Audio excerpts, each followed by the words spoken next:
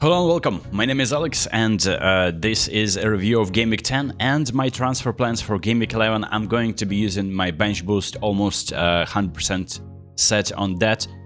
Decided to go a little bit cute with Gabriel captain.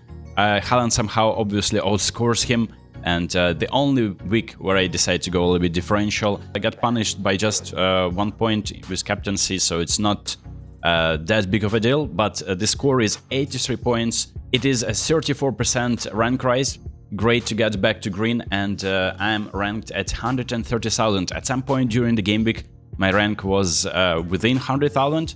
That's what I'm aiming to get into, and the transfer plans and a little bit of a differential approach pays back. I definitely kept faith in João Pedro, who scored a goal, got all the bonus points.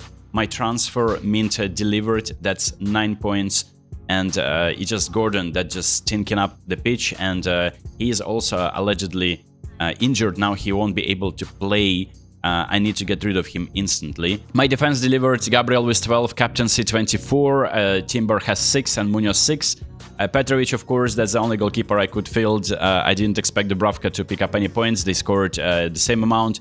Reece James, I didn't expect necessarily Tottenham to not score a single goal against Chelsea at home. I expected it to be a high-scoring game. It was only 1 goal, and João Pedro was actually in position to score a few more.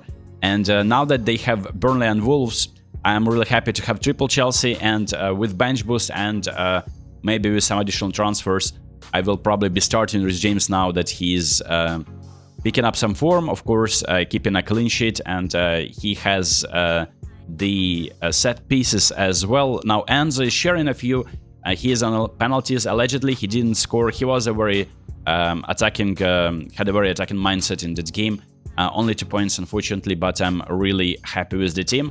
The only one transfer I'll be making will probably be for a very differential player that is owned by only 3%. But I will offer you some other options. Now, I'm really happy about maintaining my team. Semenyo will probably keep his place because of fixtures are very nice. My attacking trio feels like they also have nice fixtures, and they are owned by so many people that you probably will be shooting yourself in the foot if you're getting rid of them. But this is the player that I will most likely be getting, and I was really impressed by Nottingham Forest against Man United. It feels like the manager bounce back is happening. Now, Sean Dyche is not necessarily going to be setting up the team to score lots of goals, but they play Leeds at home. So I expect Morgan Gibbs-White to be on penalties now that Chris Wood is injured or is not getting any playtime at all. Morgan Gibbs-White is very attacking, as you can see on the heat map, and he is also taking a lot of shots. So his XG created is 1.9. It's not necessarily exceptional, but I feel like Nottingham Forest have nice fixtures. They're playing Liverpool after they're playing Leeds, so it's a game that most likely I'm going to be benching him in. If you're looking at other options, which are really tempting for myself as well, Ismaila Sarr, but he also scored in the European fixture midweek. He had experienced some hamstring tightness, and it feels like he recovered because he scored his goal. It's just like tripling up on Crystal Palace and diversifying my assets. I feel like it's more interesting to try something different. And Ismaila Sarr is not really delivering in fantasy. Like, he has 43 FPL points, but I don't think that it's just like having Mateta and Munoz is more than enough for me as it stands. Another player that I will be bringing, of course, now that after the game against Man City, I will be bringing probably Dominic Szoboszlai, because I can't really afford Gakpo, and Salah is obviously not an option for me. Szoboszlai can sometimes pick up defensive contribution points. He's on set pieces. He provided the assist for McAllister, who scored in the Champions League against Real Madrid. And he was the man of the match, I think, and it's just, of course, it was McAllister, but Szoboszlai was invited for interviews, and it feels like he is enjoying his new position, a little bit more attacking, even though he mentioned that he likes to play centrally. As you can see on the heat map, this is the positions that he occupying. I feel like it's filler just to cover Liverpool a little bit because of their fantastic fixtures, and I don't really have many transfers to change my team drastically to bring in Gakpo, which is also another option. If we speak about more cheaper assets now, this is Granit Xhaka, and Sunderland are picking up insane form, a promoted team that is in top 4. That doesn't happen out of nowhere, so they definitely deserve that. He's all over the pitch. He's obviously almost guaranteed defensive contribution points, and he likes to take long shots that sometimes go in.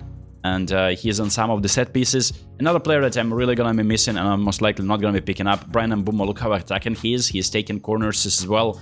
It's just like he's living for African Cup of Nations, which means that I will have to get rid of him eventually. And starting from Gameweek 13, where I will have the possibility to get him, I don't think that the value is there, because you will need to get rid of him in just 4 game weeks.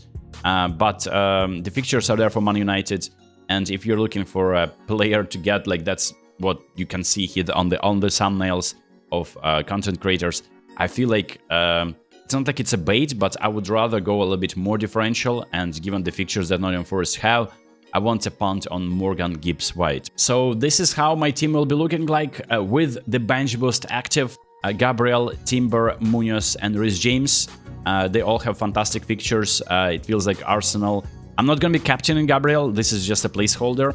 I may go for differential captain on João Pedro or Reece James against Wolves. I feel like they need to keep a clean sheet finally at home, and Wolves aren't really scoring that many goals, and they just sacked a manager, so it feels like maybe there's a new manager bounce, but I don't know if that's a really difficult ground to bounce back.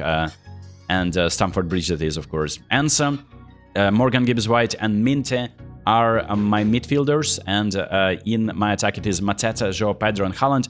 And I will temporarily captain João Pedro, just because it feels like he had chances to score more than 1 goal against Tottenham.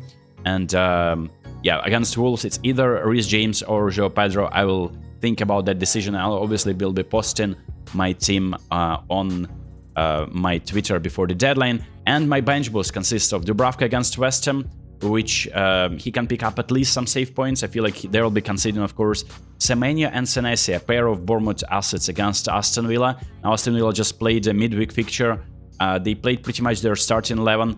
I don't know if they're going to be tired. Senesi can pick up some contribution points, defensive contribution points, and Semenyo maybe a cheeky goal. That would be fantastic. And Grealish against Fulham. Now everything revolves around NDA in the Everton. Like, he's on penalties, he's scoring more points than Grealish, but it's Fulham, so I expect a few goals from Everton in this fixture.